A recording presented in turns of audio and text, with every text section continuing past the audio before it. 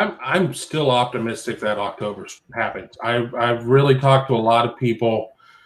I know we all talked about October 10th kind of being the date. Cross that one off. There's just no way that's going to happen. But I think October 17th, October 24th, what the makeup of the season would be in order to align yourself to the other conferences.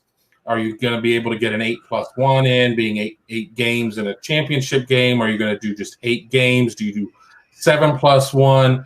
It would be a lot harder to be able to get through the college football playoff bylaws or whatever with 7 games. But since a lot of other conferences are playing 10 or 11, we're already the wheels have already kind of come off of the Sooner schooner. And that's kind of where we stand there. But I'm hearing from multiple people that don't sell on October. Don't look at the Wyatt Davis departure as a death knell, that November is the best that the conference is going to be able to do. Things are moving in the right direction, but we are dealing with some massive egos with these chancellors and presidents. We've had guys who've come. The Rutgers guy, we already talked about that, came out and said that he's not changing his vote or whatever. I'm certain they don't like just some jock, and one of the coaches coming out and putting them in their place or setting fire to the conference or whatnot. Bad memories. Yeah. But the truth of the matter is, I'm pretty optimistic that we will have October football. Let me run this by you guys because I'm with Kevin. Like October 10th is gone. October 17th, that would give them 10 weeks to play 9 games, I believe. This is my theory I'm throwing out there. The college football playoff cannot be rigid in their dates for the championship game and the Final Four because of the COVID epidemic. And you can't, if some team comes down with it, you got to give them an extra week. You can't accept a forfeit in this entire situation. So the dates that they have for the playoffs right now are kind of soft in that they know that they may not happen. So what happens if the Big Ten then opens on October 24th and then the playoffs are like, okay, we'll just move everything back 1 week. It's not asking too much to move everything back 1 week when they know that they may have to do that anyway. And it's kind of built in to move back a week to give teams an opportunity to get healthy. So what if they can't get here by October 17th? They can't start by October 17th, but they start October 24th. Still gives them that 9 weeks and 9 games in 10 weeks, provided the playoffs move back a week. I don't think they would do 2 weeks, but would they do 1 week because they already know they may have to anyway, rather than accept a forfeit with just the SEC, ACC, and Big 12. Am I crazy? Is that a possibility? Let me jump in a one-liner before Steve talks. I'll lose the fact of I'll lose all bearings on this. The difference is because there's a difference in an act of God and an act of stupidity. An act of God would be a team having to back out because of the test. The Big Ten's decision to do a lot of the things that they've done is an act of stupidity, and I don't think you can reward stupidity. Yeah, I'm going to agree with Kevin. I think that, there's flexibility involved, but the Rose Bowl is usually played at 5 p.m. Eastern time on January the 1st, and that's one of the semifinal games. And I think there's going to be heavy pushback if you try. And I understand entirely where you're coming from. You push it back 1 more week, you're talking about trying to play a game on Saturday, December 26th, and then naming the field on Sunday, December the 27th. I don't think you're going to be playing a game the day after Christmas either. So I don't know. It's an extraordinary year. I grant you that, but I can hear the people on the various networks saying, this is the Big Ten created this problem. No, we're not moving the playoff to suit the Big Ten. They should have come into play a month earlier when everybody else did. We're not going to reward you for that, is probably what I hear the talking heads saying. But, it is a strange year. It is an extraordinary year. I don't know what else to say other than you hope we get some kind of resolution sooner rather than later. Honestly, if we're able to start practice as soon as next Wednesday, that's still 3.5 weeks before you'd play on October the 10th. That's probably enough time because they're all doing the loose walkthroughs right now anyway, or at least the ones that can. Penn State and Wisconsin have been shut down because of some test issues, I guess. But I don't know. What we need is vision and leadership. And again, I kind of go back when we were talking about nuclear options, starting a new conference, or going what Kevin said, the super conference model of the top 48 schools or whatever it would be.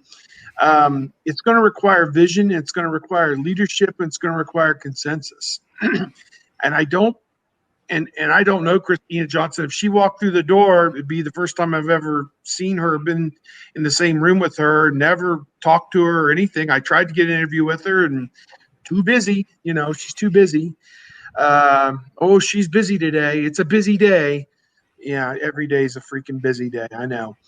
Can you tell my cynicism after doing this for about 30-some years and being shined on for 30 years of, too busy for this or too busy for that?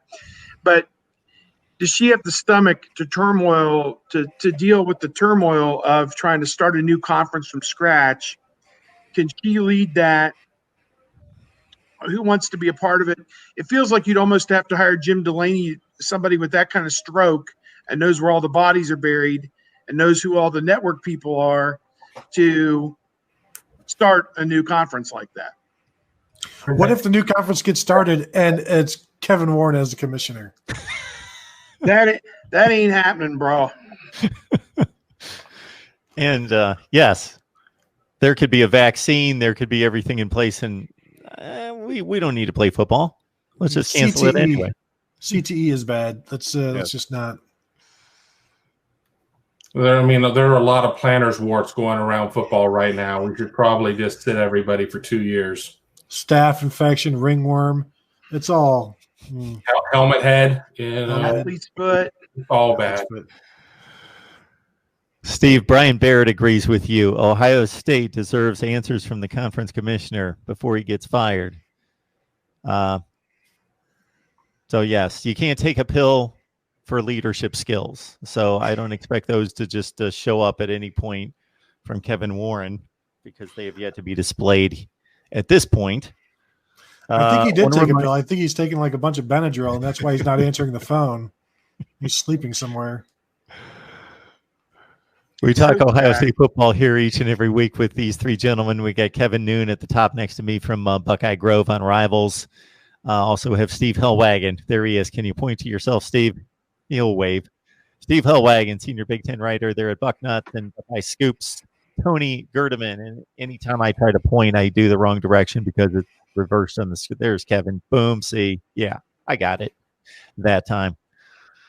All right. I hope you guys appreciate what these guys bring to the table each and every week. They're really good complainers, is basically what we have found out over the past 6 weeks or so. Mark, go ahead, Steve. This is going to be an important week for the history of the Big Ten Conference, I think, what's coming up. And can we, if we agree we're going to get together again next week at this time, I think by next week at this time, we should have some type of a decision. Teddy Greenstein said that a vote could happen, maybe not before Sunday or Monday. The Return to Play Committee is trying to put together the recommendation. And it's entirely possible that they're going to vote to have some kind of a season.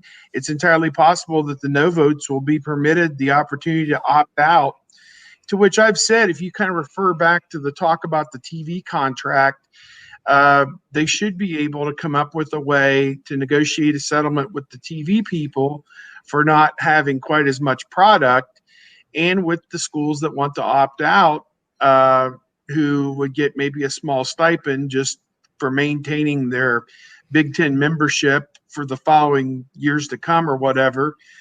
But there should be a way to negotiate all of this in good faith and get through this next 7 days or whatever and give us back a season. Maybe it's interesting to see what each of us think could happen, when it'll happen. Maybe take note of that and come back next week and see what we got right and what we got wrong. But I don't know, just a thought. You're right. It needs to happen soon for a conference that pulled the trigger way too early. Now the clock is truly ticking on having a reasonable season, and they have to, I know I state this every week, but they have to understand the difference between getting started in October and catching up with everyone else and starting this ridiculous season in November. For as much as I'm against spring football, I do get the separation and the concept there, even though I disagree with it adamantly. But the stupidity of playing football, a football season that starts in November when everybody else is playing for a championship starting in September or October, they have to understand. If we're talking about it, and it's very simple to look at a calendar, and if anybody can add to the numbers of, like, let's say 8 or 10 or 12, you can figure out a football schedule in about 45 seconds. That they don't understand, as Kevin started the conversation on this point in regards to the clock is ticking. October 10th is in jeopardy right now. Then we're looking at the 17th. I said a few weeks ago, and making a quick glance at it, 10 games in 12 weeks with 2 bye weeks and no championship game is October 24th. And what will the College Football Playoff Selection Committee, as somebody alluded to earlier in the conversation, look at? What is that threshold? We all talked about the 4 or 5 games that really matter, but I don't know that 4 or 5 games is going to get it done in their view. So is it 7? Is it 8? What is it? ACC teams, Miami isn't suddenly going to be ranked for its super impressive win over UAB last night or whatever. And I know you got a Miami show, so there's probably somebody lurking up. Just maybe. Oh, they're there. I think that the Big Ten, if you sit there and you fly a lot of their teams who were in the preseason AP poll back into the rankings at XYZ point, the Big Ten's still going to have a pretty decent resume based on what they're playing, dependent upon who plays and how schedules work out. As I had somebody point out to me on Twitter this past week, when I'm talking about Ohio State with fewer wins than everybody else, would the CFP allow them in? And they're like, oh, yes, because the CFP has always been very forgiving to Ohio State over the years. And, of course, that is correct. So, yeah, they would – not only would they need to be 9-0 or whatever, but they would need to look like they would have been 13-0 and they'd be untouchable. And they would need to win big, I think, which they're certainly capable of, especially if there's no Michigan. That will hurt the blowout, the number of blowouts, obviously. So they'll have to find a blowout from you lose Michigan, you lose Rutgers. So there's 2 blowouts that you don't have there. So you got to figure out where else you can get them. And I just wonder what happens the next time if there is no fall football in 2020. What does Ryan Day do to, assuming Ryan Day is still at Ohio State? What kind of punishment does he try to inflict on schools that that voted against letting his team play this year? Because he had a really good team, still does. We'll see how it goes, but I can't imagine he's going to be very forgiving down the road. All right. I want to acknowledge again, Brian Baird, thank you so much for the Super Chat contribution, and I hope he is the lead for others. The time is running out today, but certainly keep in mind, and I will be touting this a little bit more fervently in the future, but the Super Chat banner was up there a number of times. Please appreciate the contribution we get from Steve Hellwagon, Kevin Noon, and Tony Gerdeman, and all that they do here in bringing their insight, information, knowledge, experience, all of it, storytelling, and the impersonations included. Do we know anything? David Yost obviously made his comments about Ohio State possibly suing the Big Ten. Any thoughts on the relevance there? I think it's a nice thing to threaten, to maybe kind of force the hand of some people to act in your favor. I think doing it in principle is something else. And time is really of the essence. I mean, unless you can go to a court and get a temporary restraining order to compel a football season or to allow a college to schedule its own football season, I'm not sure what's going to accomplish. Maybe monetary damages. I mean, what is Ohio State really out? Well, they're all out the gate receipt. That's nobody's fault. But what they're really out, you figure, and again, I'm not privy to the contracts, is the $55 million in television money is what they're all out individually. in terms of money, prestige, I don't know, player development. I mean, I don't know what else you'd really be out and how you even try to monetize that. But a national championship to Ohio State's worth, you can't even put a price tag on that because of what it does for raising the profile of the university. I mean, just ask Clemson. I mean, it used to be this little, hole in the wall place out in the middle of nowhere there. And now it's one of the nation's leading institutions. It's like, come on. It's all just because football has kind of helped make it a little bit more relevant. So, and Ohio State doesn't need that, obviously, but, it helps to certainly to future athletes, future students, that you're at a university where big things can happen. And I think that's kind of, shown. But I don't envision a lawsuit because, what are you suing? You're suing a collective that you're part of. And those are kind of hard to do, and not sure what the bylaws really allow in that regard either. So, that's one of the things. It's a private entity, but it's comprised of one private school and 13 public schools. And Dave Yost was kind of scratching his head about not even having the bylaws. And I'm like, well, shouldn't you be able to call over to Ohio State's legal department and get that? Aren't you all under the employment of the state of Ohio? Shouldn't that be something that you could get your hands on readily? And, I guess it's nebulous at this point what is and what isn't part of the public domain. But I think that to say that they would want to sue, the Nebraska student athletes have gotten their hands on some interesting stuff.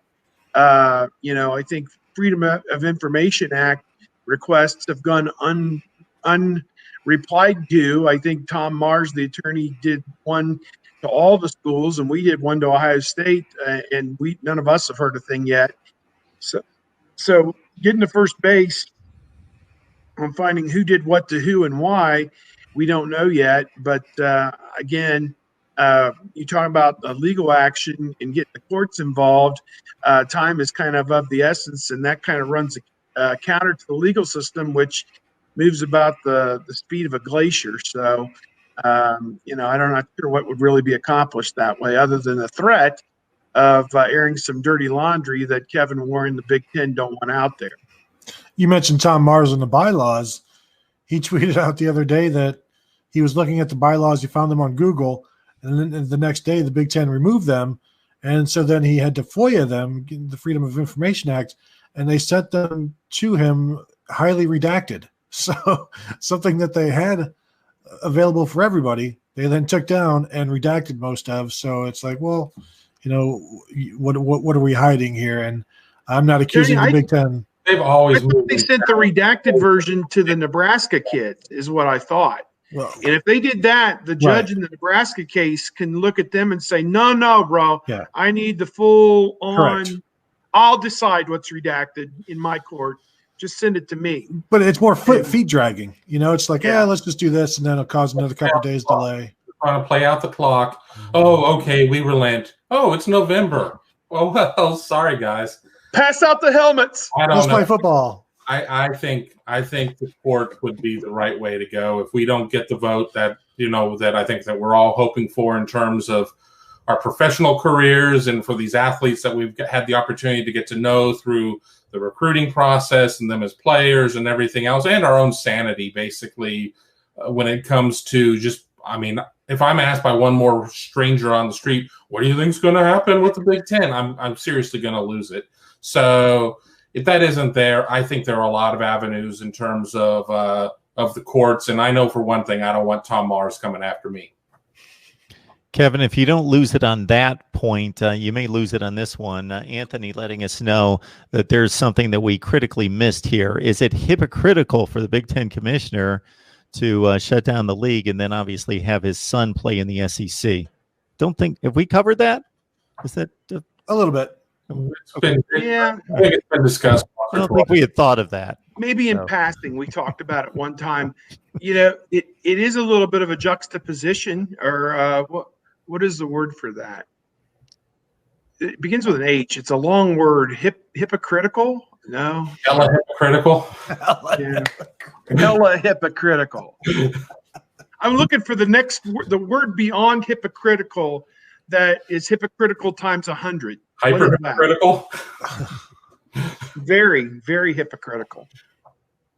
I mean, Powers, this son's name is Powers. Powers Warren is over the age of 21 and really can make his own decisions, but it reeks of being inauthentic. Well, and he is old enough to make his own decision, and yet Kevin Warren, when he talked to the Big Ten Network on the 11th or whatever, said it would be a family decision. So, like, well, if you're gonna put yourself in there rather than saying, well, it's not my decision. He's an adult. He said it was going to be something they talk about as a family, and that was, of course, what every other Ohio State parent. That's what every Ohio State parent wants. They want the same thing that Kevin Warren's son had, just the opportunity to talk it over as a family and then decide whatever they feel is best. When they have the family discussion, do they have to sit in front of the wall of Kevin Warren, or do they have another wall of all the family accolades or whatever? No room for family accolades, only Kevin accolades. You know the rules. Steve brings up a good point right here. We'll put it on the fridge with a magnet. The Kevin wall. Well, that is where Mississippi State diploma should go, is like on the fridge, maybe below, like not even on the freezer section, like lower on the fridge, I guess, right? Helen Clay Hall. I know. Man, I've got my Bulldog colors on today too. Yeah. Clanger, clanger, clanger. Uh-huh. I was there for 6 to 7 years. Not in school, no. Covering the SEC, yes.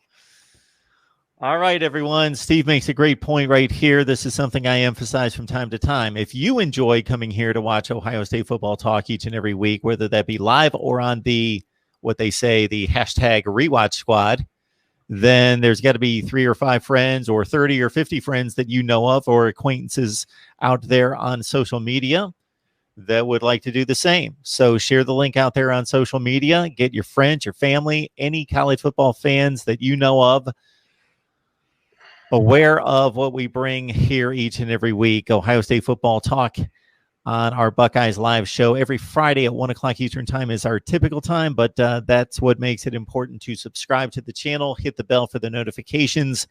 And I would like to tee up each one of our panel here on where you can find them, because you know what? I was on YouTube just last night and I came across something called Buckeyes Scoop on YouTube. And I was like, met with Tony in front of a green screen breaking things down for us. So we'll start with you, Tony. There is the green screen.